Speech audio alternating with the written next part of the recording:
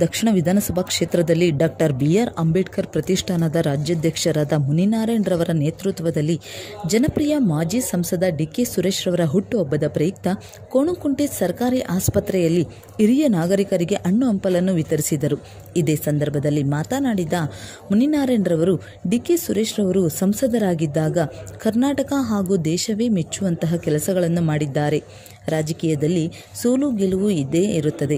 ಮುಂದೆ ಅವರೇ ಸಂಸದರಾಗಿ ಬರಬೇಕು ಎಂದು ಅಭಿಮಾನಿಗಳ ಆಸೆ. ಮುನಿನಾರಾಯಣರವರು ಬೇಸರ ವ್ಯಕ್ತಪಡಿಸಿ, ನಮ್ಮ ಬೆಂಗಳೂರು ದಕ್ಷಿಣ ವಿಧಾನಸಭಾ ಕ್ಷೇತ್ರದಲ್ಲಿ ಆರೋಗ್ಯದ ದೃಷ್ಟಿಯಿಂದ 100 ಬೆಡ್ಡಿನ ಹಾಸ್ಪಿಟಲ್ಗಳು ಹಾಗೂ ಹೆರಿಗೆ ಆಸ್ಪತ್ರೆಯನ್ನು ಮಾಡಿಕೊಡಬೇಕಾಗಿ ಕೇಂದ್ರ ಹಾಗೂ ರಾಜ್ಯ ಸರ್ಕಾರಕ್ಕೆ ಮನವಿ ಮಾಡಿದರು. ಪ್ರತಿಷ್ಠಾನದ ಪದಾಧಿಕಾರಿಗಳು ಸದಸ್ಯರು ಭಾಗವಹಿಸಿದರು.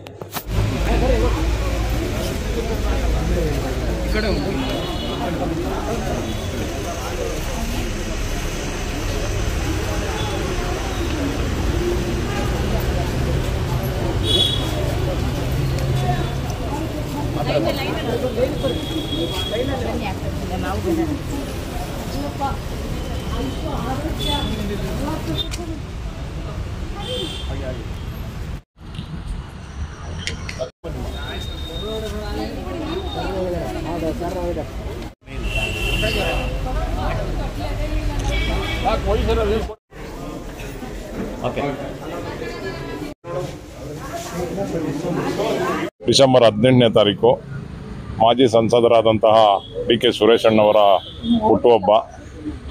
ಇವತ್ತು ಈ ಹುಟ್ಟುಹಬ್ಬ ಆಚರಿಸೋದಕ್ಕೆ ಸತತ 11 ವರ್ಷಗಳ ಕಾಲ ಕ್ಷೇತ್ರದಲ್ಲಿ ಅಪಾರ ಅಭಿವೃದ್ಧಿ ಕಾರ್ಯಕ್ರಮಗಳು ಮಾಡಿದಂಥ ಏಕೈಕ ವ್ಯಕ್ತಿ ಅಂದರೆ ಅದು ಡಿ.ಕೆ. ಸುರೇಶ್ ಅಣ್ಣವರು.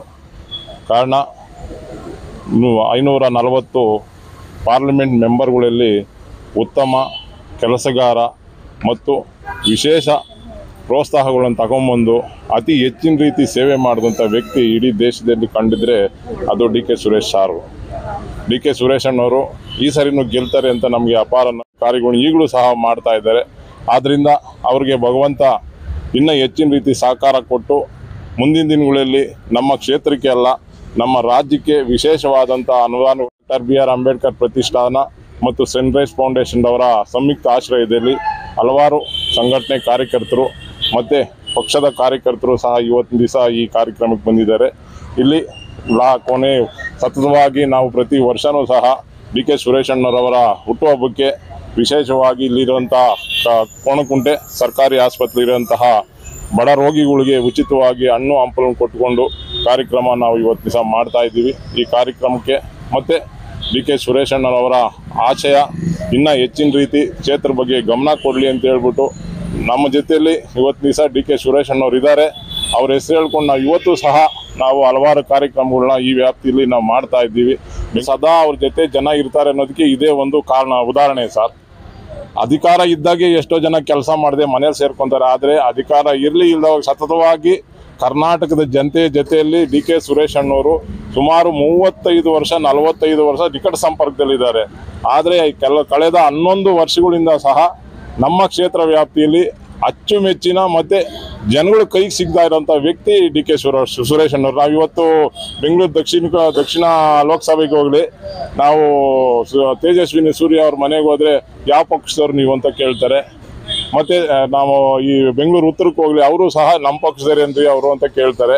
ಆದರೆ ಸುರೇಶ್ ಅಣ್ಣವರು ಯಾವತ್ತೂ ಸಹ ಪಕ್ಷದ ಬಗ್ಗೆ ಮಾತಾಡೋ ವ್ಯಕ್ತಿ ಅಲ್ಲ. ಯಾರೇ ಅವ್ರ ಮನೆಗೆ ಹೋಗಿ ನನ್ನ ಕೆಲಸ ಆಗಬೇಕು, ಅವ್ರ ಕ್ಷೇತ್ರದಲ್ಲೇ ಓಡಾಡ್ತಿದ್ರು, ಮನೆಗೆ ಹೋಗೋ ಅವಶ್ಯಕತೆ ಅಂತಿರಲಿಲ್ಲ. ವಾರಕ್ಕೊಂದ್ಸಾರಿ 2 ವಾರಕ್ಕೊಂದ್ಸಾರಿ ನಮ್ಮ ಏನು ಬೆಂಗಳೂರು ದಕ್ಷಿಣ ವಿಧಾನಸಭೆಯಲ್ಲಿ ಅವರೊಂಥರ ಸ್ವಂತ ಮನೆ ಮಾಡ್ಕೊಂಡ್ಬಿಟ್ಟಿದ್ರು. ಬರಬೇಕಾದ್ರೆ ಹೋಗ್ಬೇಕಾದ್ರೆ ರಾತ್ರಿ ಆಗಲಿಲ್ಲ, ಯಾವುದೇ ಟೈಮಲ್ಲಿ ನಾವೇ ನಮಗೆ ಆಶ್ಚರ್ಯ ಆಗಿದೆ, ನಾವು ಇವತ್ತು ದಿವಸ MP ಅವ್ರು ಈ ರೋಡಲ್ಲಿ ಹೋಗ್ತಾ ಇದ್ದಾರೆ, ಇಲ್ಲಿ ಹೋಗ್ತಾ ಇದ್ದಾರೆ ಅಂತ ಜನ ಹೇಳ್ತಾ ಇದ್ರು. ಆದರೆ ಆ ರೀತಿ ಪಾದರಸದಂತೆ ಓಡಾಡಿದಂಥ ವ್ಯಕ್ತಿ ಸುರೇಶ್ ಅಣ್ಣವರು. ಆದ್ದರಿಂದ ಸುರೇಶ್ ಅಣ್ಣವರವರ ಅಭಿಮಾನಿಗಳು ನಾವು. ಸುರೇಶ್ ಅಣ್ಣವರು ಯಾವ ರೀತಿ ನಮಗೆ ಕೆಲಸ ಮಾಡಿಕೊಟ್ಟಿದ್ದಾರೆ ಆ ರೀತಿ ಜನನೂ ಅವ್ರ ಜೊತೆಲಿ ಇರೋದು ಅನ್ನೋದಕ್ಕೆ, ಅವ್ರು ಸೋತರು ಸಹ ಅವ್ರ ಜೊತೆಲಿ ಜನ ಇದ್ದಾರೆ ಅನ್ನೋದಕ್ಕೆ ಇದೊಂದೇ ಕಾರಣ ಕೊಡಬೇಕು.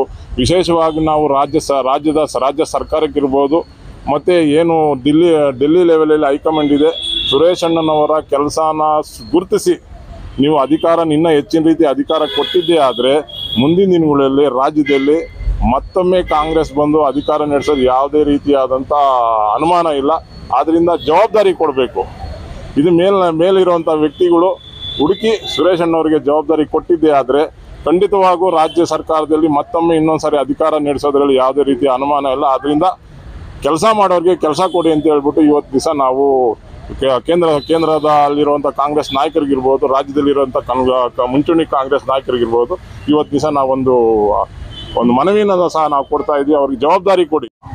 ನಮ್ಮ ರಾಜ್ಯಕ್ಕೆ ಆಗ್ತಾ ಇದ್ದಂಥ ಅನ್ಯಾಯದ ಬಗ್ಗೆ ಧ್ವನಿ ಎತ್ತಿದ್ದವರು, ಅದನ್ನ ಕೆಲವು ವಿರೋಧ ಪಕ್ಷದವರು ಇರ್ಬೋದು, ಕೆಲವರು ಅವರ ವಿರೋಧಿಗಳು ಇರ್ಬೋದು, ಒಂದು ಬೇರೆ ರೀತಿ ಅದನ್ನು ತಿರುಗಿಸುವಂಥ ಪ್ರಯತ್ನ ಮಾಡೋದು. ಖಂಡಿತವಾಗೂ ಅವ್ರಿಗೆ ರಾಜ್ಯದ ಅಭಿವೃದ್ಧಿ ಬಗ್ಗೆ ಗಮನ ಇಲ್ಲ. ಯಾರಿವಾಗ ಸುರೇಶ್ ಅಣ್ಣವರು ನಮಗೆ ಸರಿಯಾದ ರೀತಿ ಕೊಡುವಂಥ ಅನುದಾನ ಕೊಟ್ಟಿಲ್ಲ ಅಂದರೆ ನಾವು ಬೇರೆ ರೀತಿ ಹೋರಾಟ ಮಾಡಬೇಕು ಅಂತ ಹೇಳಿದ್ದೇ ಹೊರತು ಅದು ನಮ್ಮ ರಾಜ್ಯಕ್ಕೆ ಅನುಕೂಲಕ್ಕಾಗಿ ಅವ್ರು ಹೇಳಿದ್ದು. ಆದರೆ ಕೆಲವು ಜನ ಅದನ್ನು ಇದು ಬೇರೆ ರೀತಿ ಉಪಯೋಗಿಸ್ಕೊಂಡು ಇವತ್ತು ದಿವಸ ಸೋಲಕ್ಕೆ ಅದು ಒಂದು ನಮ್ಮ ಕಾರಣ ಆಯಿತು.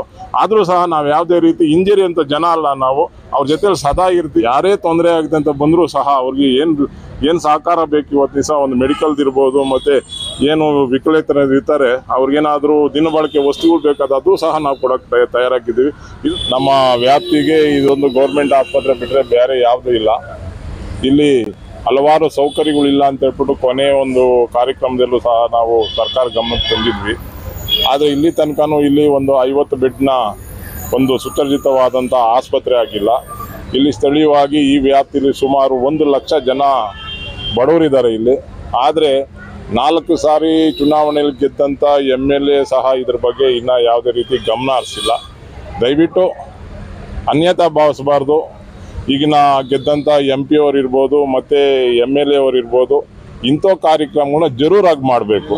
ದಯವಿಟ್ಟು ಈ ವ್ಯಾಪ್ತಿಯಲ್ಲಿ ಒಂದು ಸುಸಜ್ಜಿತವಾದಂಥ ಒಂದು ಆಸ್ಪತ್ರೆ ಬೇಕಾಗಿರೋದ್ರಿಂದ ಏನು ಸ್ಥಳೀಯ ಇವಾಗ MP ಅವರಿದ್ದಾರೆ ಮತ್ತು ಸ್ಥಳೀಯ MLA ಅವರಿದ್ದಾರೆ, ದಯವಿಟ್ಟು ಈ ಕಾರ್ಯನ ಆದಷ್ಟು ಬೇಗ ಕೋಣಕುಂಟೆ ಆಸ್ಪತ್ರೆನ ಒಂದು 100 ಬೆಡ್ನ ಆಸ್ಪತ್ರೆ ಮಾಡಿದ್ರೆ ತುಂಬ ಬಡವರಿಗೆ ಅನುಕೂಲ ಆಗುತ್ತೆ. ಇಲ್ಲಿ ಆರೋಗ್ಯ ಮತ್ತು ಆಶ್ರಯ ಮತ್ತು ಈ ಆರೋಗ್ಯ ಆಶ್ರಯ ಮತ್ತು ಈ ವಿದ್ಯಾಭ್ಯಾಸ ಇವೆರಡೂ ಸಹ ಪ್ರತಿಯೊಬ್ಬ ಮಾನವನ ಹಕ್ಕಾಗಿರೋದ್ರಿಂದ ದಯವಿಟ್ಟು ಇಂಥ ಕೆಲಸನ ನೀವು ಆದಷ್ಟು ಜಾಗೃತೆಯನ್ನು ತಗೊಬೇಕು. ಮತ್ತು ಈ ವ್ಯಾಪ್ತಿಯಲ್ಲಿ ಒಂದು ಹೆರಿಗೆ ಆಸ್ಪತ್ರೆ ಇಲ್ಲ.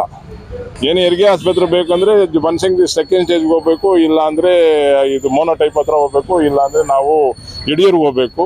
ಸರ್ಕಾರಿ ಹೆರಿಗೆ ಹಾಸ್ಪಿಟ್ಲ್ ಇಲ್ಲ. ದಯವಿಟ್ಟು ಸಂಬಂಧಪಟ್ಟಂಥ ಅಧಿಕಾರಿಗಳಿರ್ಬೋದು, ಸಂಬಂಧಪಟ್ಟಂಥ MLA ಇರ್ಬೋದು, MP ಅವ್ರು ಇರ್ಬೋದು, ದಯವಿಟ್ಟು ಇದ್ರ ಬಗ್ಗೆ ಗಮನ ಹರಿಸ್ಬಿಟ್ಟು ಕೂಡಲೇ ಒಂದು ಹೆರಿಗೆ ಆಸ್ಪತ್ರೆ ಮತ್ತು ಒಂದು 100 ಬೆಡ್ನ ಹಾಸ್ಪಿಟ್ಲ ಬೆಂಗಳೂರು ಸೌತ್ ವಿಭಾಗದಲ್ಲಿ ಮಾಡಿಕೊಟ್ರೆ ಖಂಡಿತವಾಗೂ ಬಡವರಿಗೆ ಅನುಕೂಲ ಆಗುತ್ತೆ.